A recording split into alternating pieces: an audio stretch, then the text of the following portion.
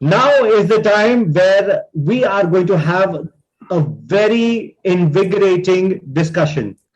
This is all about handling guilt and emotional distress. And we have three very strong personalities that will enlighten us about this. First and foremost, we have Dr. M.K. Bimal, spiritual scientist and guide, Chief Resource Person for Intervention of Spiritual Om Meditation, APD, Airport Authority of India. We have Professor Nand Kumar, President, Mental Health Foundation, Professor, Department of Psychiatry, AIMS, New Delhi, India. And of course, we have Dr. Prakamya Singhal, resident psychiatrist, Safdarjung Hospital, New Delhi, who's joined us.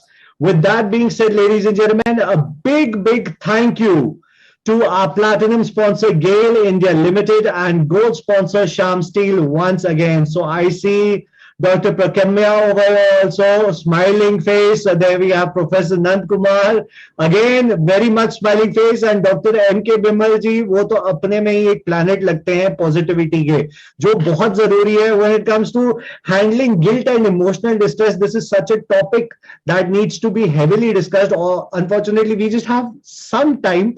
But let's see. And of course, another positive personality we have, Dr. Tanmay Joshi over here, our senior resident academic, Department of Psychiatry, All India Institute of Medical Sciences, Rishikesh. So ये एक ऐसी जगह पर है जहां पर शांति ही शांति है, और शांति के साथ प्रार्थना भी है और पूजा भी है. I'm not talking about ladies, I'm talking about the real divinity itself. So with that being said, ladies and gentlemen, here we go. Over to you, Tanmay sir. Again, ध्यान से सुनिएगा. This is a very important talk. Over to you. Thank you very much, Anirudh ji. So, good evening, everyone. It's my honor and privilege to introduce the esteemed panelists. So, I'll start by introducing Dr. Manoj Kumar Bimal. He's an eminent spiritual guide and counselor, Reiki master, and a teacher. He's also a meditation therapist. He imparts selfless service in spiritual activities. He has presented papers on Reiki in palliative care in the training program of Manpower Development on Palliative Care under the WHO Biennium. He has also been apprised by the Cambridge University, UK, for his workshop as a resource person and study on doctors of 4 state medical colleges, Kolkata. Our second panelist is Dr. Prakamya Singhal, a resident psychiatrist at Safdarjung Hospital. She's worked closely with COVID patients, and she has been instrumental in setting up a mental health wing of telemedicine service called Doctors on Call. She has pursued her MD from Vardhaman Mahavir Medical College after having graduated from the same institute. She is associated with the Student Welfare Committee at the institute, and she has also voiced her opinion on a safe working environment for healthcare professionals at the 2018 UNESCO Bioethics Chair. She has been actively involved in delivering public health talks and webinars in association with NGOs across various platforms, and also helped organize public health camps in rural areas, working towards making mental health more accessible and inclusive. It is again delightful introducing my own professor from my alma mater, Professor Nand Kumar sir, from the Department of Psychiatry at AIMS New Delhi. He is also the founding member of the Mental Health Foundation India. He has more than 80 publications in his name and is an ingenious researcher. His love for innovating has been instrumental in bringing about a difference in mental health practice and research in India. He has also mentored development of the first indigenous web portal called MI Hope, exclusively for mental health in India. He has also started the first e-Hindi magazine called Mansik Swasth Patrika for promotion of mental health and to address the mental health issues of the community in Hindi-speaking areas. He is a member and vice chair of the National Network of Depression Centers India, affiliated to the NNDCI USA. Thank you so much, sir, for coming here and giving me the opportunity to introduce you. I look forward to the talk that all the esteemed panelists are going to have. Over to all of you now. Thank you, Tanmay. Thank you very much. It's always a pleasure to see you and to talk to you. This time only virtual. Thank you very much. Dr. Prakamya is here, I think. Yes, sir. Okay. Thank you. So the topic of this session is handling guilt and distress. We all know that, in fact, that in doctor's life, there is a lot of pleasure also and sense of accomplishment also, but there is a lot of stress and guilt also, especially after this COVID-19. what we have been seeing since last 2 years. We have seen a lot of things that were not expected at all, unprecedented for us. For example, handling huge number of patients, and we were aware that there is no treatment as such, but still, though we have to manage that, and we have to see a lot of pain and suffering in the people, and we have seen people dying. We were helpless. There was no beds available. We have a very different kind of life as a medical professional. We have to deal with the birth of the people. We are very happy. We have to communicate that in one, say in the morning. The evening, we have to deal with death of a person who is departing from this world. And we have to communicate that also. So our life is entirely different than perhaps other professionals. And that makes us little, perhaps special also and different also. And this becomes part of our life, like distress, emotional issue, and guilt at times, because despite our best effort, at times we are not able to save the life. And added to that, in fact, now what we are seeing as a psychiatrist and psychologists and mental health professionals or any health professionals, a lot of chronic conditions we are dealing with, and we keep on looking at the people suffering, and that also induces some sort of emotional distress and guilt to us. So it's a very pertinent topic, to share our views in this area. And we are very privileged to have Dr. M.K. Vimal. I think spirituality is very, very important component, important tool, I would say, to address the guilt and emotional distress. And Dr. Prakamya has a hands-on experience. She had worked very hard in the COVID time in Safdarjung Hospital, and she established some digital mechanism also to address the patient's discomfort. So let us start the communication so that we can understand more about this handling of guilt and emotional distress. Can I Prakamya, start with you? So would you like to share your experiences in the COVID time? How did it affect you? Because you have seen a lot of people in the COVID time, and I'm aware that you worked very hard. So can you share some of the experiences that you had? Sure, sir. Please. Thank you, sir, for introducing me, and thank you for the question. I hope I'm audible. Yes. So like in the first wave and the second wave, in both the waves, I was posted in the COVID ward. And I think second wave hit is very, very harshly, much more harshly than it did in the first wave. And Safdarjung Hospital was pretty badly hit in terms of infrastructure, in terms of resources, in terms of the patient workload that we had. So I particularly remember this one patient that we had when I was posted in the COVID ward. That was the peak of the second wave, when we did not have enough ICU beds. We did not have enough oxygen cylinders. We were running out of oxygen. The medical superintendents had to work day and night to ensure the availability of those resources. There was this one patient who was running on a saturation level of 40 to 50%. She was an elderly female. And I remember when I walked into the ward in that PPE kit, she was lying down on the floor. That's because she was on her way to the washroom, and in the middle of it, she gasped and she couldn't make it all the way through the bathroom. And she was there lying on the floor. And that's when I went to her, picked her up, put her to the bed, gave her the oxygen mask and everything. And at that point, I started feeling a lot of distress. And it was very stressful to see that our patients have to suffer in this fashion. It was the night time and I was going through my night shift. Till the morning, we were doing everything that we could. She definitely needed an ICU bed at that point, but we were completely full. No matter what efforts we were making at making the patient refer and transfer to the ICU, that was simply not possible because of the lack of infrastructure. I remember I came back from my shift, and even after coming back home, I was still thinking about that patient. And I think there was a lot of attachment to that patient, a lot of responsibility attached to the patient in terms of wanting to save that life. And I kept on keeping the tab on the WhatsApp group as to what happened to that patient. Eventually, about 4 to 5 hours later, her death file was uploaded on WhatsApp. And I remember breaking down completely, crying, and it was a very, very overwhelming emotion. That for me, I think, was one of the most stressful moments of one of our COVID postings, because it had so many factors attached to it. Systemic issues, the issues attached with the disease itself, the whole pandemic, my own issues, and how the patient-physician relationship played out here.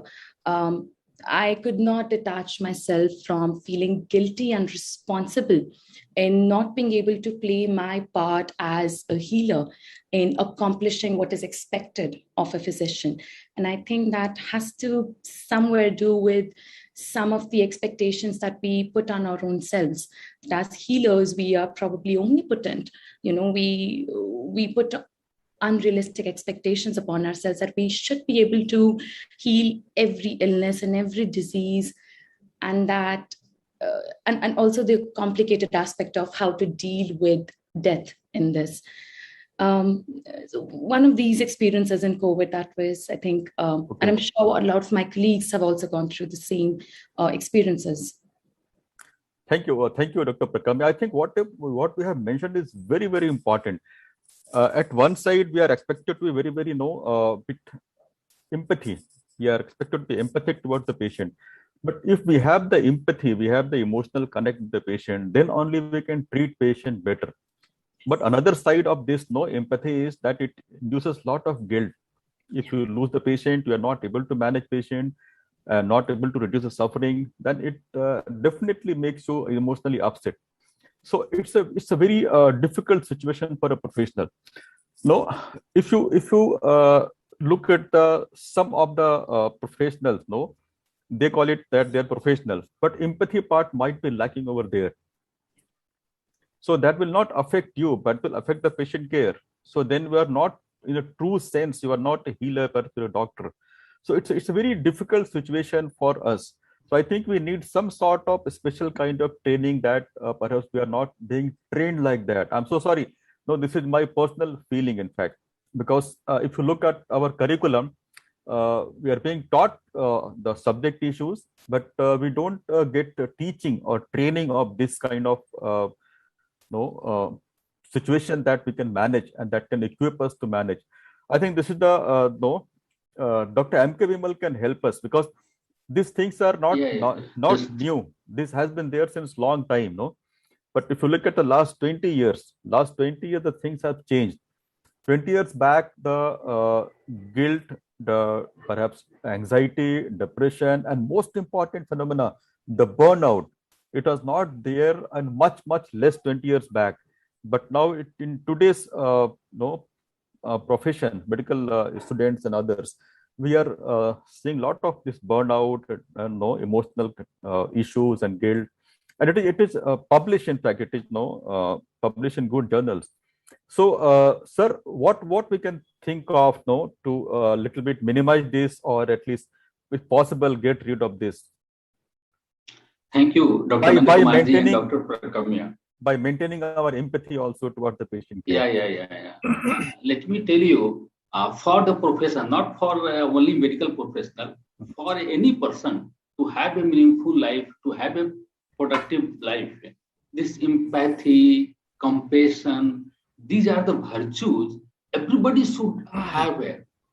And for doctor professional, where you are helping others to get out of their distress and disease, their struggles, trauma, physical conditions, issues and all, it is very much required that empathy, compassion and careful attitude, everything. But in the same time, you are also human, having those strata where you have to be strong enough to have that resilience that it doesn't give you negative impact on your conscious mind, subconscious mind. Otherwise, it becomes very difficult. And it becomes difficult to even perform your duty also.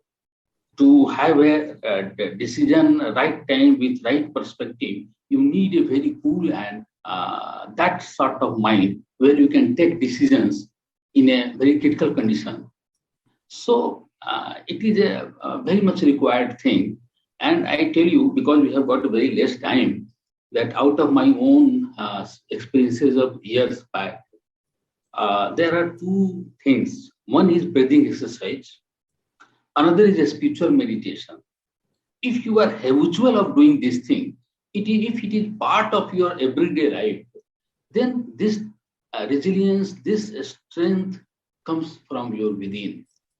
To accept it, to maintain your emotional balance, and of course, to maintain your productivity. Now, one small exercise, if you permit me, only 2 minutes, I will give you, and you can see it. You can just experiment it. It will help you today itself, or even this moment. Suppose you are having this type of emotional distress, or anybody is having anywhere, not only his profession, somebody is having in his own life, in near and dear and all. And then he has also to struggle also. So simply sit erect, keep your spine. I'm giving a very simple thing that you can do even sitting on your table also, in your hospital also. Sit erect, keep your, spine erect, neck a bit forward, not bendy, but a bit forward. Shoulders comfortable position. Actually, it makes your CG of your body at place, and there is one that we'll discuss later on column brain, and so and then you just have a deep breath. Have a practice that you are breathing up to below navel region, makes a lot of your emotional waves calm down, and then with breath,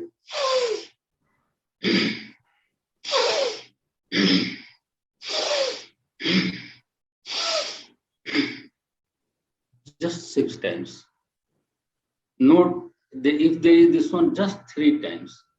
When you are raising your hand, you are feeling your emotions which are disturbing you. When you are exhaling, breathing out, lowering your hand, you are just taking those emotions out of you. Suppose you are very much disturbed.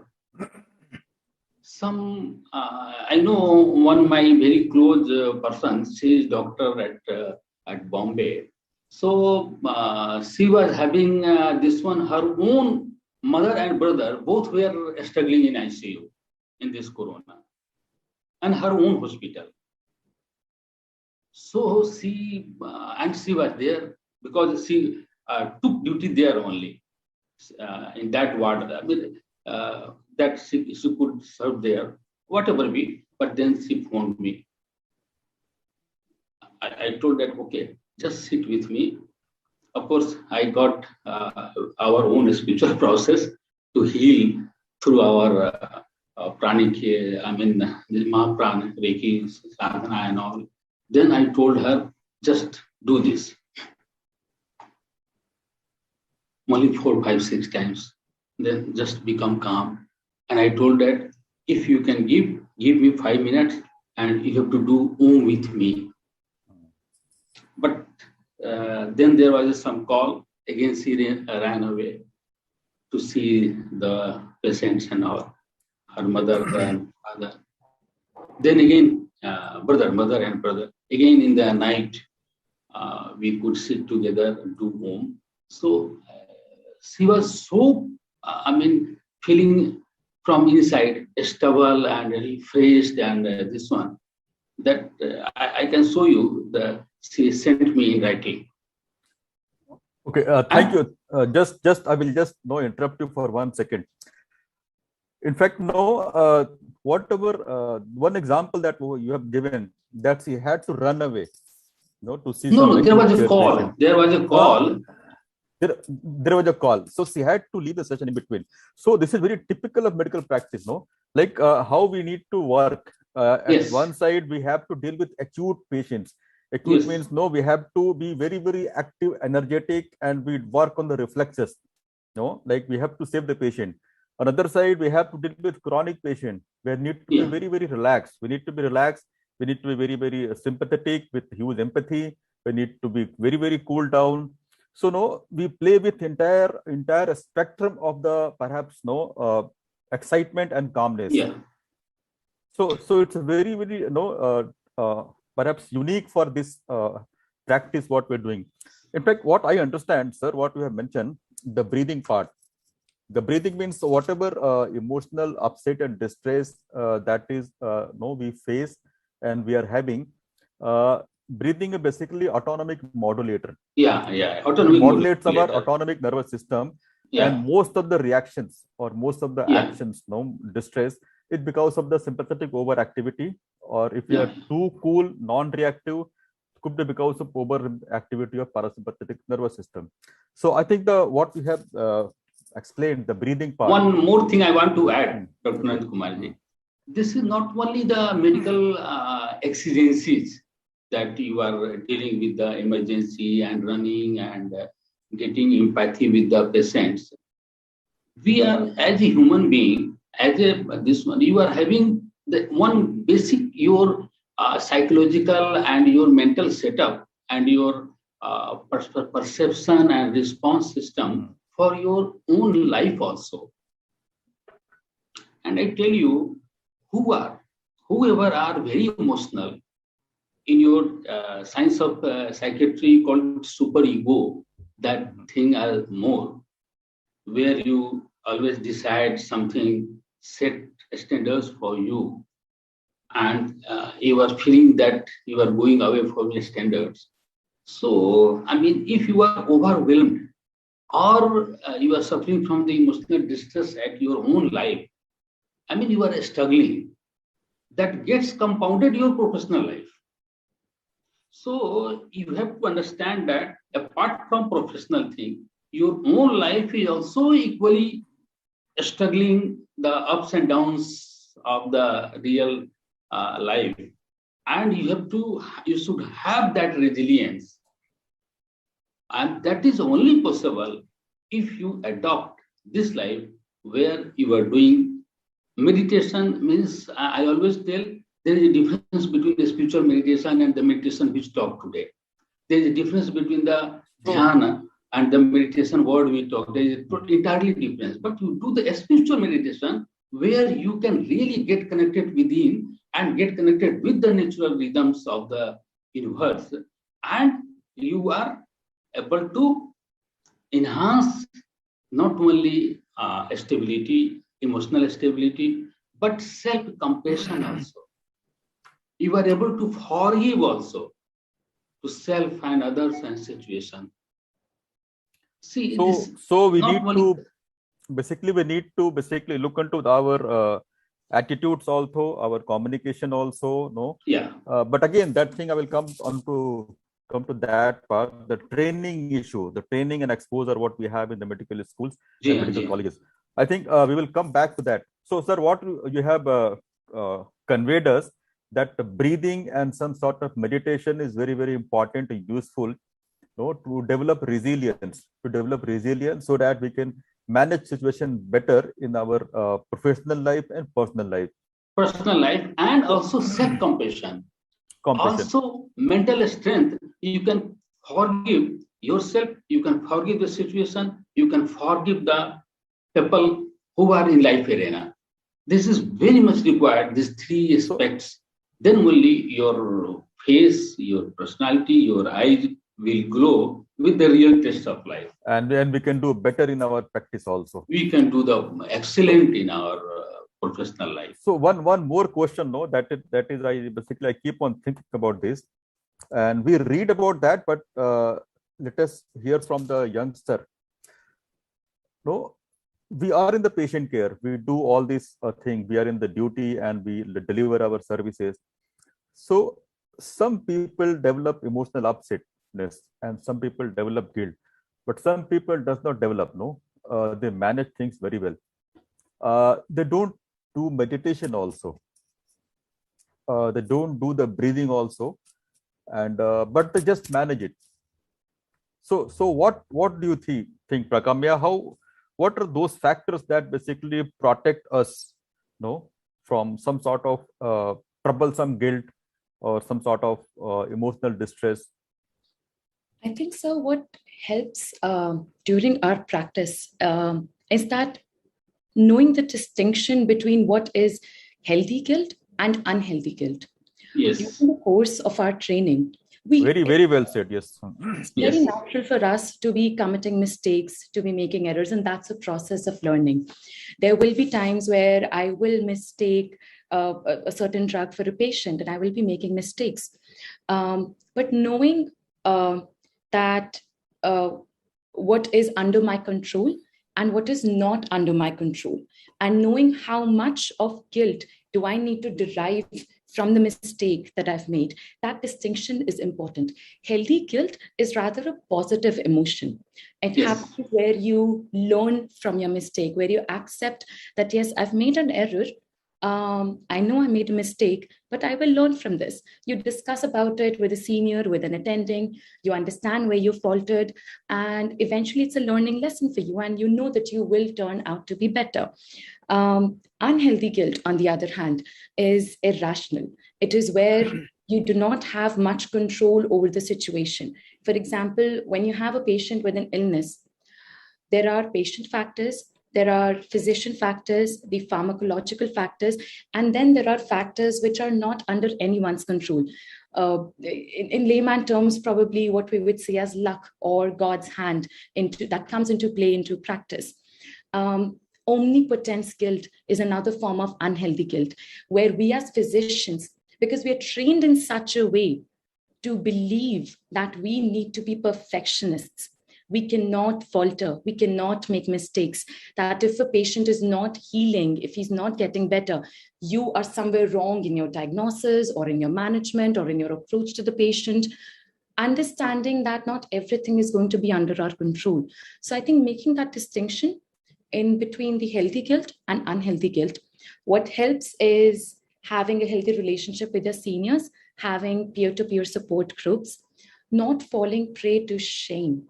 And I think this is something which is sort of a hidden pandemic among young trainees. This is something that we don't even realize is happening to us, and we internalize all those emotions. When a young trainee makes a mistake, if their senior sort of rebukes them in the way that they, just the tone of words, just the kind of words that they choose to explain to the young trainee as to what mistake they've made, can make a lot of difference in whether it is going to turn out to be healthy guilt or shame. And the worst part about shame is that it's not just about the mistake that the person made. It is about associating your entire identity with that mistake. Now we're no longer saying that I made a mistake. Now we're saying that I am the mistake. I am probably not worthy enough. I am not going to be a good physician. So I think forming that right balance, having a talk within your own self, keeping in terms with what your own identity is, and sharing your experiences with your seniors who obviously have had that experiences before, and you can learn from their experiences and from their wisdom. I think all of these things definitely help. And I think also sort of sometimes taking a break from everything when it gets just very overwhelming. Okay, thank you. I think that's very nicely you have put it. So guilt regulation, or guilt modulation or emotional regulation is the key, in fact. Tanmay, would you like to supplement on this, or? Oh, it's fine.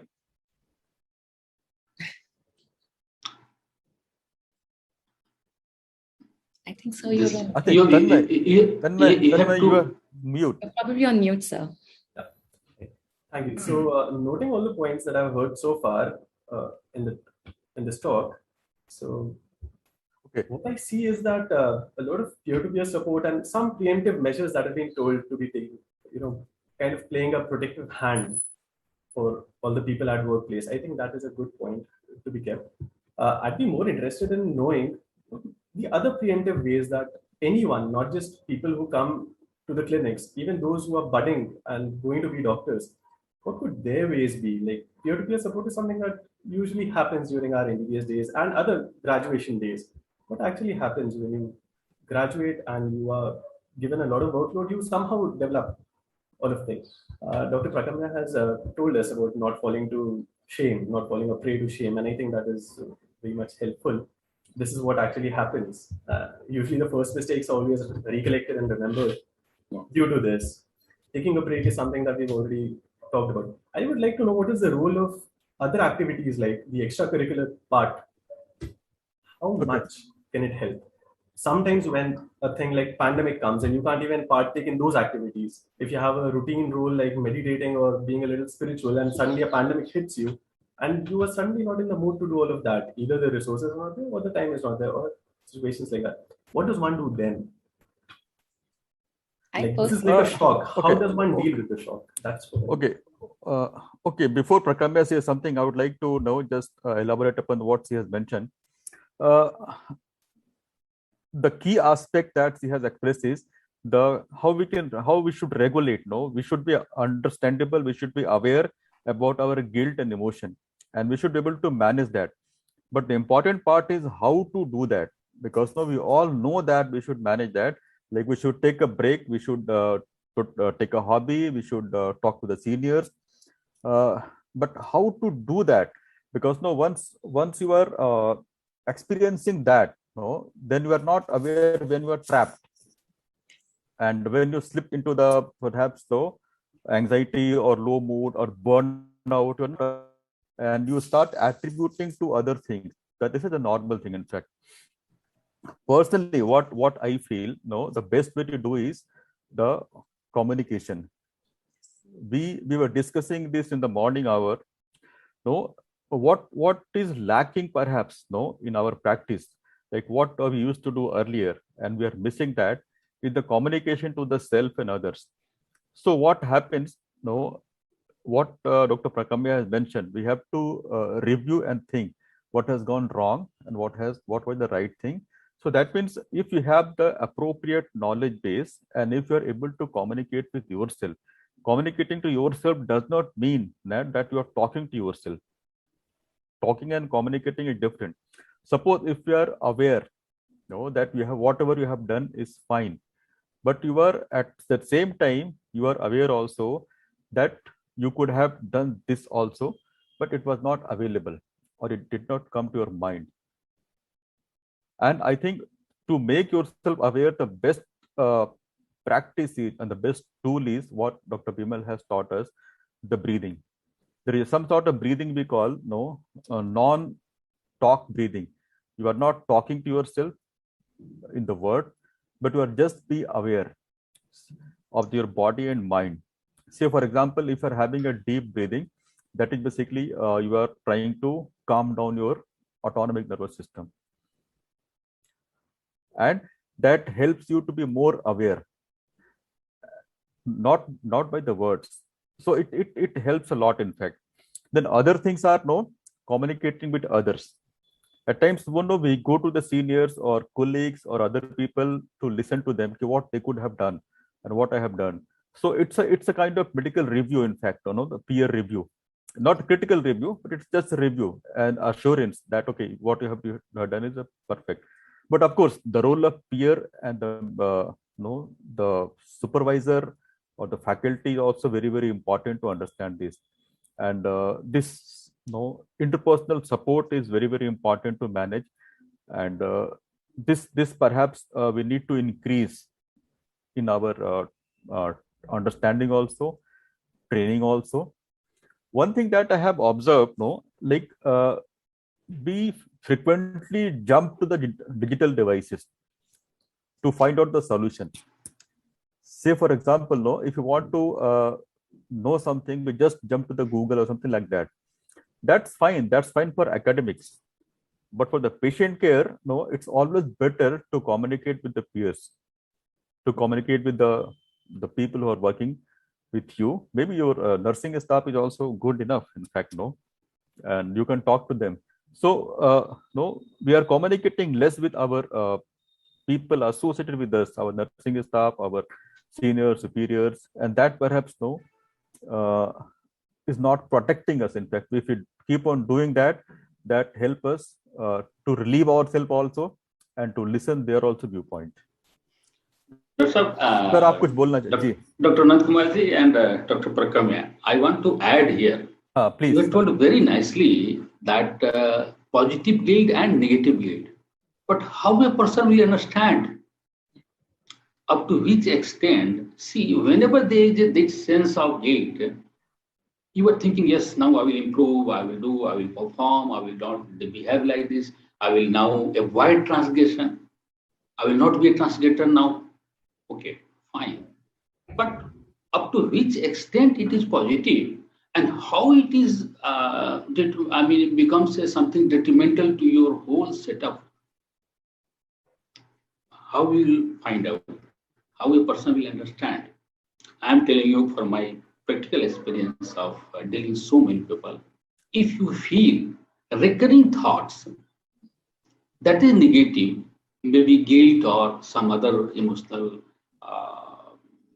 distress or sufferings or anguish, you are getting in the morning, getting up in the morning, and you found that you are finding that automatically that recurring thoughts are coming in your mind. You should be alarmed. It may be from professional life, it may be from your own personal life. But in our spirituality, we tell it, chitta tends to negativity. All beautiful moments, happy moments, we forget.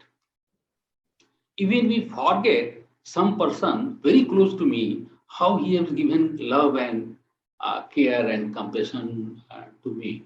But his simple words become something which makes a person resentful. And those things, and whatever be, it may be incident, it may be professional life, it may be a patient's caring, whatever it comes. But if it is recurring and it is negative, which is very easy to understand, then you should be alarmed. That now you have to offload it.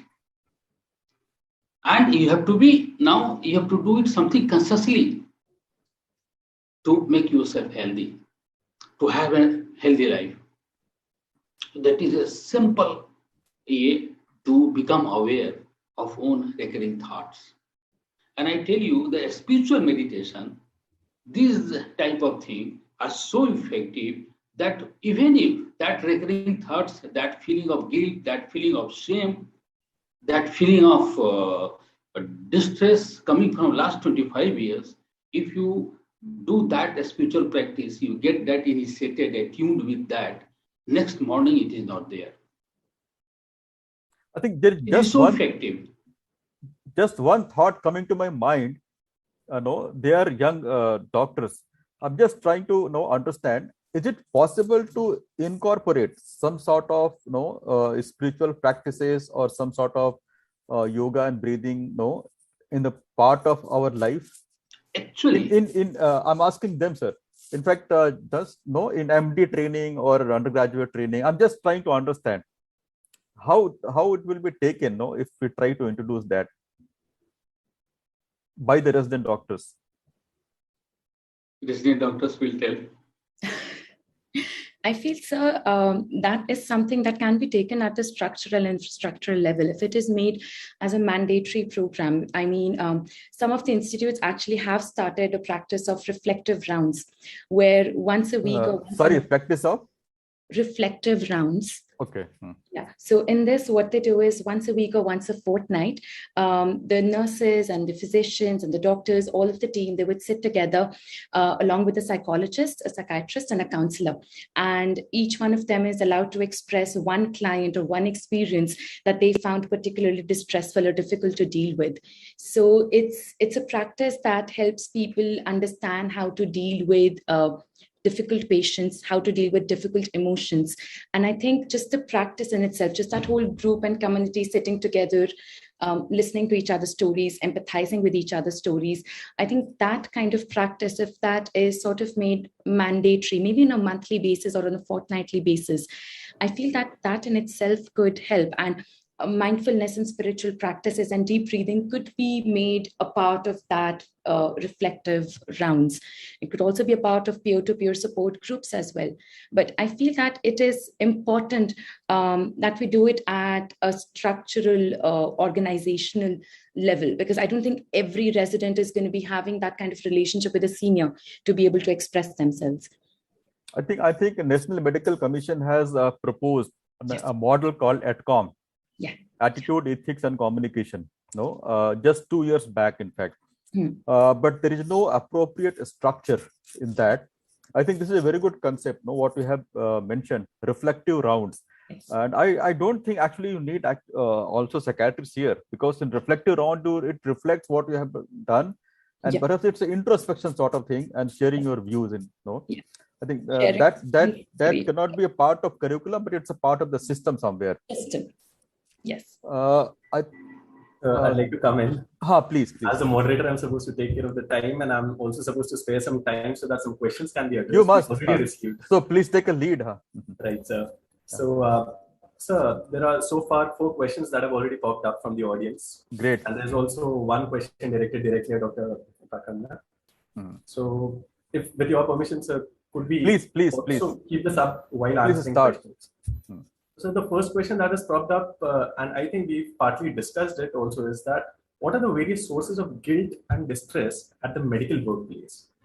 This was the first question that has popped up. And I think Dr. Prakamya had started by labeling a lot of things. If you have some additional thoughts over this, sir, we'd like your inputs. What other could be the sources of guilt and distress that people should look out for? Dr. Prakamya can respond to that. Sure, sir. So I think one which I sort of explained in sort of a personal experience that we had, where we sort of lose a patient, that's never a good experience. The other things that could be a source of distress or guilt could be where you feel that you're not giving adequate care to your patient. I mean, we have very limited OPD timings and clinical timings. We have so much of workload. Each and every patient, we aren't able to give as much time as probably we would like to. That's another source of distress. The long working hours that we have, the long working shifts that we have. There's a disruption of our sleep and appetite cycles. I think it also depends on the kind of environment that we're in, whether we are in a supportive environment or whether we're in a competitive environment, a blaming sort of environment. The other sources of distress could be where we feel, we're dealing with so many patients, we're jumping from one patient to another. And with every patient, you are expected to empathize. So that's something known as compassion fatigue.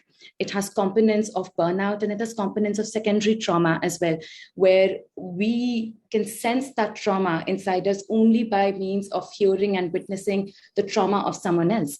And that's because we're empathizing with them. And repetitively doing it for, let's say, about 40, even 40, 50 patients in a span of 4-5 hours can lead to compassion fatigue. Any peer-to-peer disturbances or interpersonal conflicts that are happening.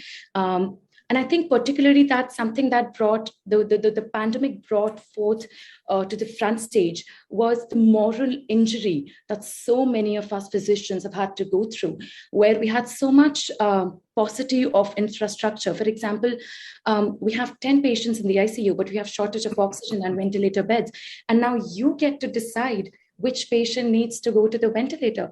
I don't think any physician wants to be in that position.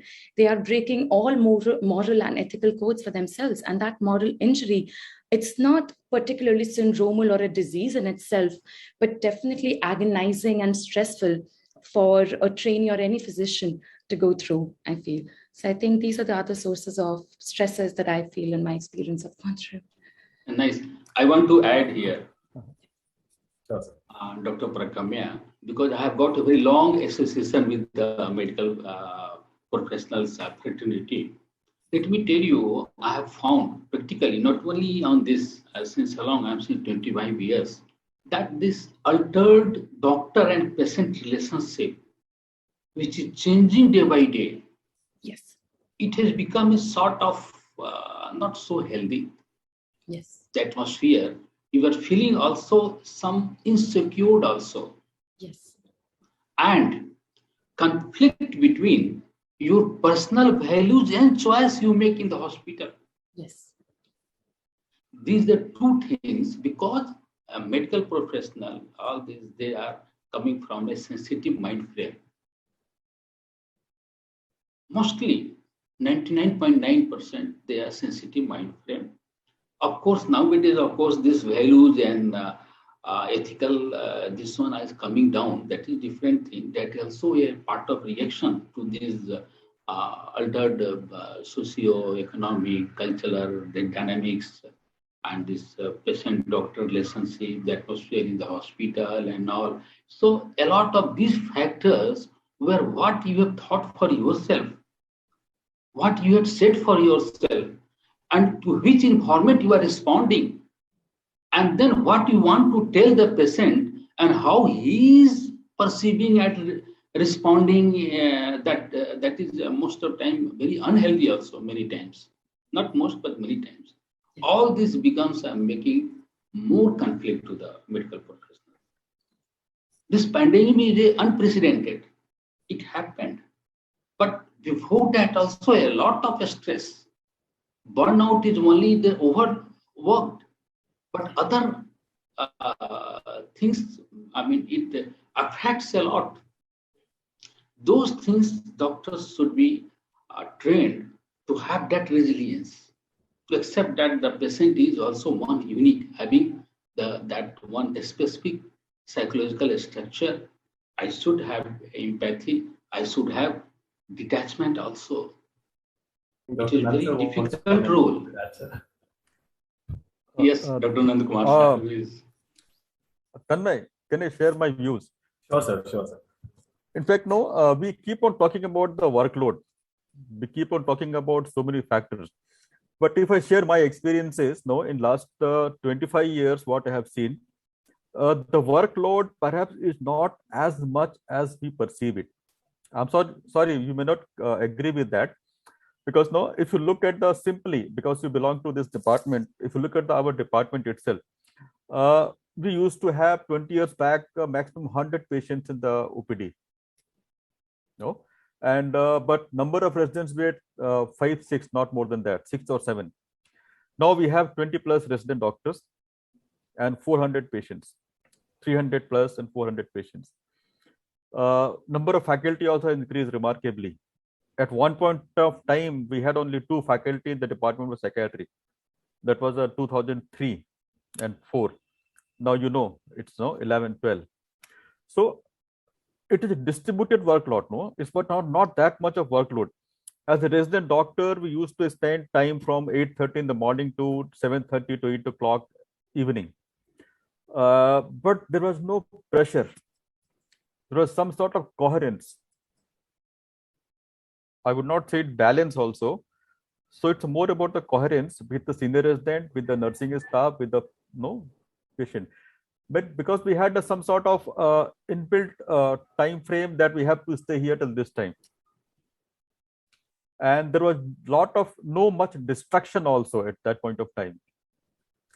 Another aspect is if you look at some recent data and research, a medical student, if it goes to a first year, we talked about the burnout.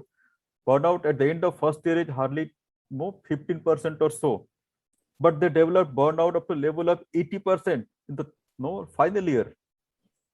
So that simply means there is something that we are missing.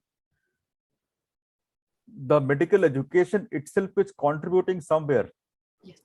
It's not only the workload, the kind of training what we're having, plus what Dr. Bimal has mentioned, the changing dynamics of the doctor and patient. Because in medical profession, the appreciation has come down. Yes. So, say 10 years, 20 years back, people would appreciate a lot. No, doctor साहब आप तो भगवान है, ठीक है, वो झूठी बोलते थे, कैसे बोलते थे, आप तो भगवान है, आप ऐसे हैं. But no, it gives you some sort of, oh, okay, ठीक है, I'm in a fine profession, I'm being appreciated. But now perhaps it is, on the name of the profession, it is more mechanical sort of, like it's more perhaps quote unquote professional. But how much healthy this professionalism is, that I don't know, in fact. But somehow I have a strong feeling that there is a huge expectation, what Dr. Bimal also mentioned, and what we deliver. Like as a medical profession, look at the social factors. The standard message by the parent is, once you enter into the medical college, life is set. So expectations start from there. Yes. But it is not true, no? The journey starts from there. Yeah. Sir, if you permit, I want to add here for 1 minute. See, it is not, it is not only for the medical profession, it is for all, but don't take me otherwise. Actually, we don't know what I want from my life. People, usually they don't know where his happiness is there. We don't know where is my expectation to get fulfilled. What will make me happy? And this is the main cause, core disturbing factor, which is making everybody stressed, including medical professionals. If we learn that science to connect ourselves, to understand myself, to know that where is my own happiness, satisfaction lies, what I want from my life, you will see interpersonal relations also, family life also, professional life also, it will become very easy. When I don't understand myself, how will I understand others in my life? But that is not the words. By counseling, you cannot do. You have to understand our subtle structure within us. So for that, what Dr. Nand Kumarji was telling, actually it should be part of curriculum, that holistic dimension of the life. If I get permission from Tanmay for 5 seconds Sir. to respond to that. Sure, sir. Sir, this is the eternal question, no? Like what we want from our own life. That depends upon so many factors, like so many stimulus. Like what I want from my life in first year of MD is entirely different than what I want from my life in third year of the MD. So a lot of socio-economic factors plays a role, in fact. But I think here the importance of the more exposure, stimulation, and some sort of exchange of information, idea, and what he has mentioned, reflective round sort of thing within the peers. I think these things are very, very important. Sorry, Tanmay. Thank I you, took sir. 6 seconds. Thank you so much, sir. We're going to take a minute to answer the rest of the questions because then I have to wrap up the session by 4:58. Sure. 4:59. So, sir, to all the three panelists, there's this question that has come up. Sometimes there is a hidden guilt of being successful or more successful than your sibling, and one tends to spoil the sibling with gifts as a way of overcompensating. The audience wants to have all of your views on this. The hidden guilt of being successful or more successful than your sibling and then overcompensating. Would you care to just elaborate within a minute, sir, so that we can take the other two questions? I think this is what goes into the domain of unhealthy guilt, where we need to understand that whatever happened with the sibling, whatever amount of success they achieved, it was not dependent on any factors or any role that they themselves had to play. Whatever is going to happen in their life is completely out of your control. What is in your control to some extent, and not even full extent, is the success that you have. So understanding that whatever happened to your sibling was not under your control. Definitely no magic happened there where you flipped a wand and made him less successful at anything. Nothing of that sort. So knowing that you need to detach yourself, yes, that does happen in an extreme form. This is also known as survivor's guilt, where you survive and the other person hasn't survived and you feel guilty for surviving. It's a similar fashion. So detach yourself, understand, rationalize properly as to where your role is as a sibling. Yes, definitely be supportive. I do recommend spoiling your siblings with gifts. Please do that. But I would say rationalize what that guilt is, where that guilt is coming from. It's not coming from a very deep place. Bimal sir, your thoughts on this? You see, concern about performance is very much natural in every profession. But here again, you have to understand that it is the virtue of our perception and response. This is our perception, what I think from myself. I have set this one that I should have this type of performance. Always I am comparing with my other colleagues and other professionals and what I am able to do it, and that every day some guilt, some this one I am not able to do that. So one thing is that, okay, that person is dying and I'm not able to do that feeling of helplessness as in Corona pandemic. But another thing is that in my whole life perspective, in my profession, in my medical profession or some other profession, okay. So we'll I'm having this concern about me. To this question, sir, because there's just one last question and 4:59 we need to wrap up. Because there's another session that people won't be able to log into if you continue this session. Okay. Yeah, please. So the last question, sir, that I'd like all the three panelists to give their views on would be that what can we do to protect ourselves from the emotional distress of people who are seeking our help and somewhat over-dependent on us? If we ignore the sense of abandonment, it may crop up in them also. So people want to know what can we do to protect ourselves from those who are seeking our help. I will tell you, if you have this sense and feeling from your inner being that I am only media of helping somebody, of getting out of his distress, things are being done by ultimate consciousness. This feeling, when you are performing the best, but without the sense of being doer, if you have that feeling that you are not doer is somebody else, but your response in your profession, your medicine, in your care, your clinical, whatever you are doing, there you are doing the best. Thank you. You have not missed it out. Thank you, sir. Nancy, you are always having that resilience. Thank you so much, sir. Nancy, and it is fact also, I am telling you that we are always I'm responding to the same question. Right, sir. Okay. I think one of the most important protective factor is awareness. Mindfulness, awareness. Mindfulness is not meditation. You have to be aware. Like success is both subjective and objective. Subjective, perception is I am successful. People may not feel I am successful because now I don't have those objective things, but it is you.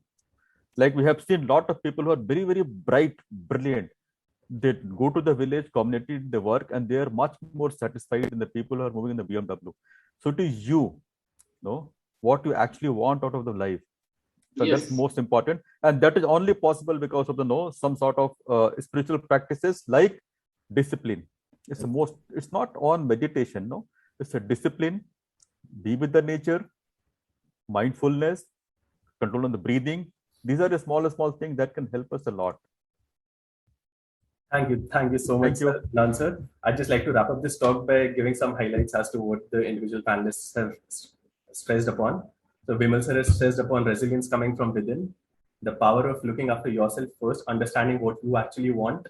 Dr. Prakamya has talked about various factors, talked about reflective rounds, the compassion fatigue, the survivor's guilt, moral injuries, the insecurities that are actually leading to all of this. So we've heard a lot from her, and thank you so much for that. Nansar has asked us to talk about how to do all of this. He's also talked about some futuristic goals from the ministry, the ADCOM model. And I think all of us have gained a lot from all the three panelists. We'll now have to hand over to the sponsors, the organizers of the event. Thank you, all three. Thank you. Participating. Thank you. Thank you, Abhinav. Thank you, Tanmay. Thank you.